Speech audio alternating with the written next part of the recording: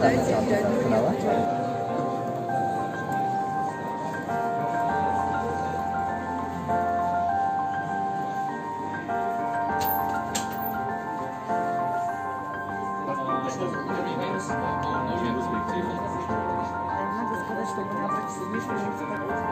шаарында өзүндө, кайсы район?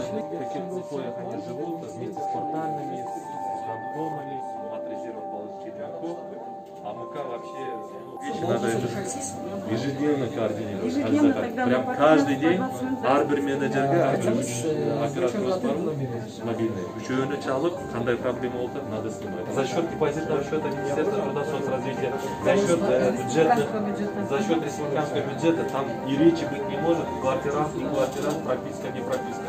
То есть, где застал, вот человека нашел вот здесь, он нуждается. Все, мы ему отдали.